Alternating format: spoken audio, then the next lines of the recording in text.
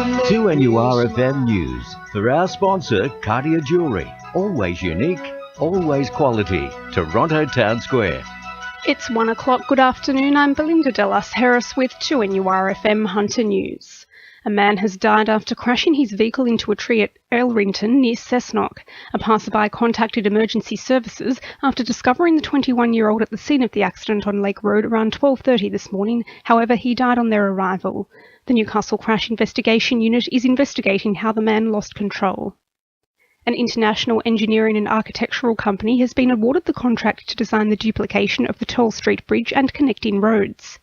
GHD Australia, which has an office on Honeysuckle Drive, is expected to have the detailed design work completed by the middle of next year.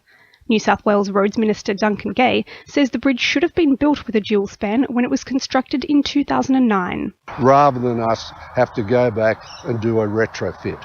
But we said we would, and we are. It's joint funding, $50 million in round figures from the New South Wales State Government and $50 million from the federal government for an important piece of missing infrastructure in Newcastle. Meanwhile, tenders have been called for the concept design and environmental impact assessment on the final stage of the Newcastle Inner City Bypass. Newcastle Greens by-election candidate Michael Osborne is using this afternoon's Hunter Lunch to revive calls for a $50 million state government fund to finance mine grouting under the city. The mine grouting plan would allow unstable mines which form a honeycomb under large parts of Newcastle's CBD and West End to be filled in, enabling developments to proceed. He says it's crucial the revolving fund prioritises major projects flagged for the key GPT urban growth site. Discussions really should be had with the owners of those sites so that we get some agreement in terms of priority. But this is a revolving fund, so the work will occur and then the money be recouped as the development proceeds so that we can, that fund can keep funding that mine working grouting. A man has been charged with alleged possession of a loaded gun following high-octane police chase which reached speeds of up to 150 kilometres an hour in Charlestown. Around 2 a.m. this morning, police officers in an unmarked car alleged they witnessed a vehicle travelling at high speeds before giving chase.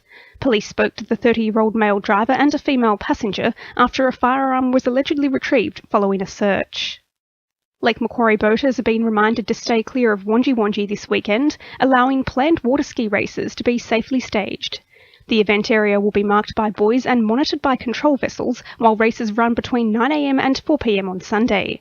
Marnie Proctor from Roads and Maritime Services says boaters need to comply with directions and ensure they have a number of precautions in place. It will be very clear to vessels not participating in the event where they can and can't go. If you aren't participating, please make sure you do not enter the marked area and you must comply with any directions given by a boating safety officer or a police officer. Roads and Maritime reminds people to wear a life jacket when boating, especially in vessels smaller than 4.8 metres, when alone, at night or offshore. Following an increase in mosquito activity in the Hunter, residents are being warned to take precautions against mosquito bites. The recent combination of warm and wet weather has contributed to the rise in mosquito numbers, while the warm weather allows mosquitoes to survive longer and transmit the Ross River and Barmah Forest virus. Symptoms for Ross River and Barmah Forest virus include fever, skin rash, painful joints and tiredness. A positive profit result has been said to be great news for customers of the Hunters Greater Building Society. The financial institution stated it's increased funds to the Greater Charitable Foundation, bringing total investment into the charity to almost $6 million since its establishment in 2011. Greater Building Society Chairman Wayne Russell says the greater profit means more can be done through charity. The more profit that we generate, that also means that we've got additional funds that we can then hopefully reinvest in that organisation, which then passes that on to do good work in the communities. In finance, the All Ords is down 84 points at 52.08, and $1 Australian dollar is buying 87.61 US cents. Now with sport, Georgia Cowan. At the end of one of the toughest years in the club's history, the Newcastle Knights came together to celebrate their annual awards last night.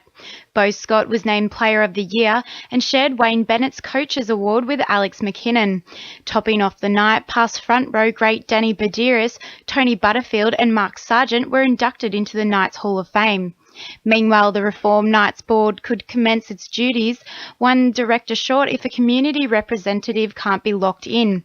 The NRL rejected the nomination of Newcastle Rugby League chairman Trevor Crowe, stating the new board needed to start with a clean slate, and anyone involved with the Knights in the past 3 years would be ineligible. And the Newcastle Jets A-League campaign kicks off tomorrow with the F3 derby. Captain Q Yarleen says facing the Mariners in the opening round will keep the team on their toes. It's a big game. Excited to start against them, so we'll see what happens. That's sport. I'm Georgia Cowan. 2NURFM news time is 1:05.